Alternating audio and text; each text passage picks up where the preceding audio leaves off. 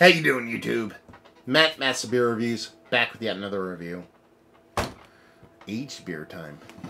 In the form of Dogfish Head Brewing's 2013 Bitches Brew.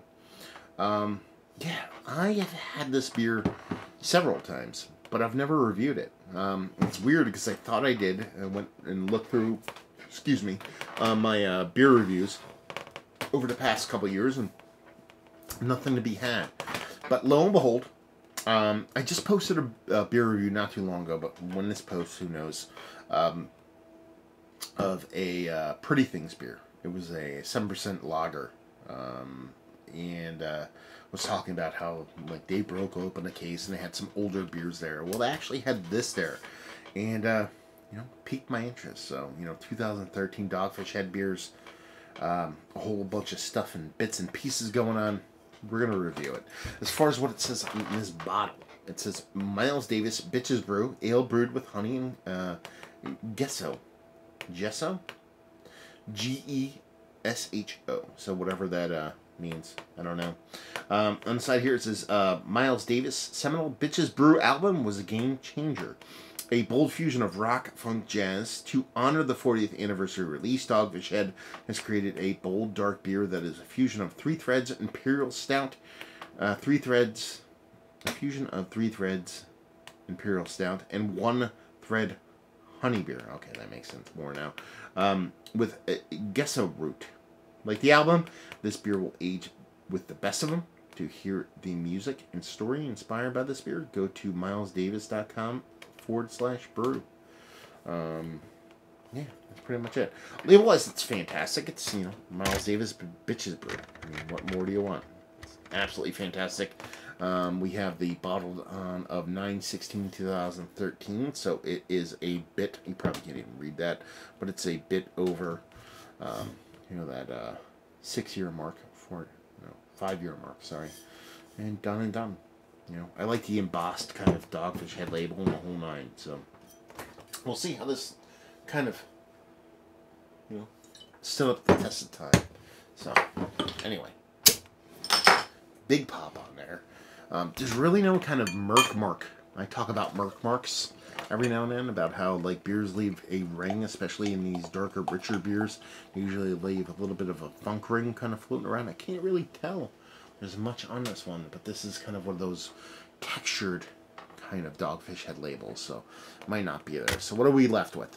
It's dark as can be. I mean, it's rich, deep, dark. The head is what I like my coffee to look like color-wise, and it's dissipating pretty quickly, but there's a bit of decent creaminess kind of floating around in that sucker. So yeah, she looks kind of nice, to be perfectly honest with you. So yeah, let's get a nose.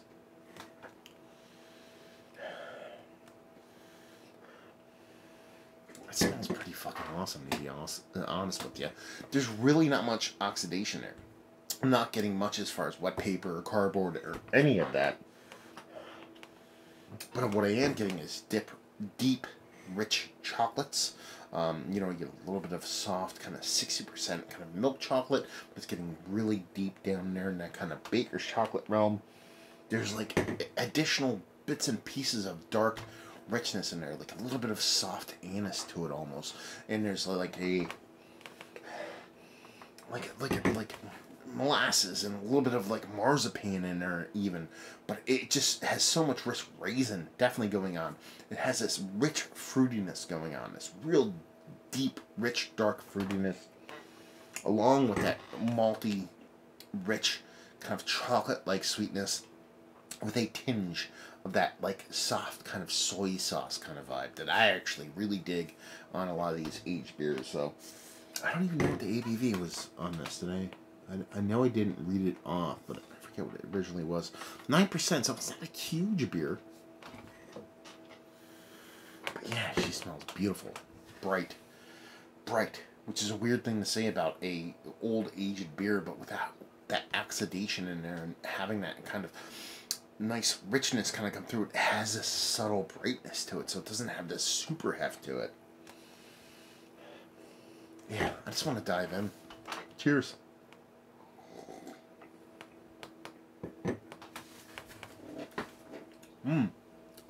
Okay. It's kind of weird.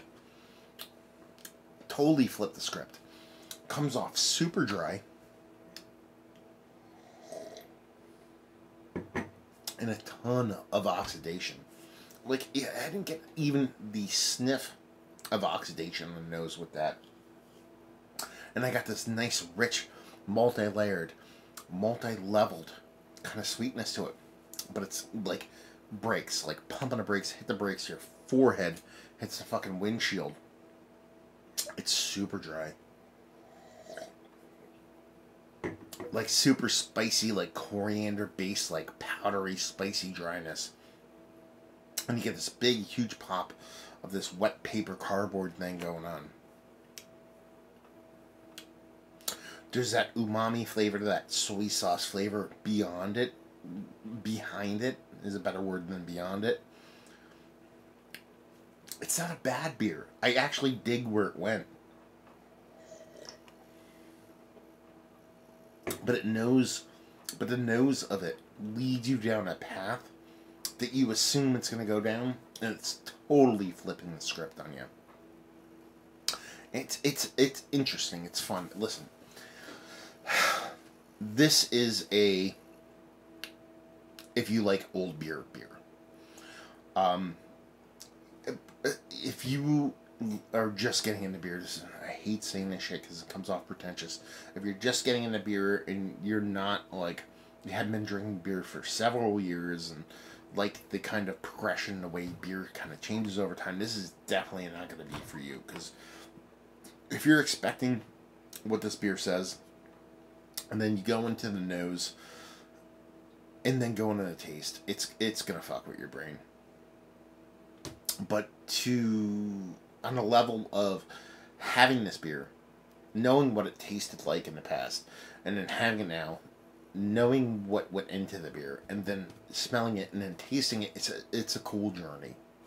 And that's what I kind of chalked this beer up to.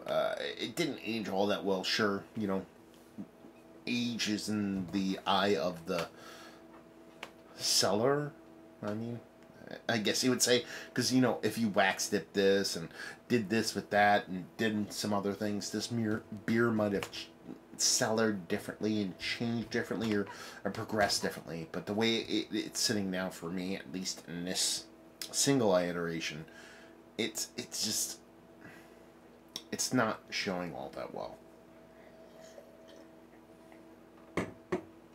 Because it comes off, it's way too powdery dry. It lacks the sweetness to kind of carry a kind of bittering dryness through. And I feel like a lot of the flavors have been lost in the beer. So, you know, if you find one of these on the shelves, if you were an old beer hunter, it's always worth a pickup. Especially the price point I got this at. I think I got it at like $12. I'm going to pick this beer up almost every single time I see it at $12. Because who knows when we get for this beer at that price point. But just the way it sits in this singular bottle, it just, yeah, underwhelming. I know it could be better. It just didn't age all that well. But a fun experience nonetheless. So, I mean, that's pretty much it. It's kind of weird because I don't even want to go through the holes. And one of the better aged beers I've had is late. Not really.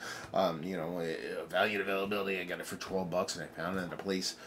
That's where this beer kind of doesn't belong. It belongs in more a kind of, you know, open-minded realm. It doesn't deserve to be scored. It doesn't deserve to be kind of broken down to its bare components.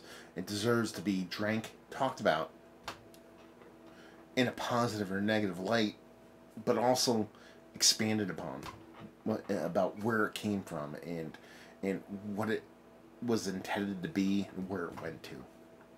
Getting too deep? I don't know. But anyway, it's fun. I like it. I think it was an absolute gem of a pickup, even though it didn't land the way I wanted it to land. And yeah,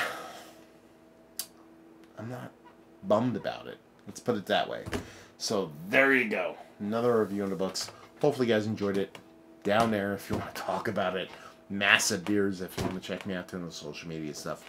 Beer Massive if you want to check me out doing the whole podcasting thing. And hopefully you guys enjoyed the review. Hopefully enjoying a nice little Dogfish head beer right now. And hopefully see you next time. Cheers.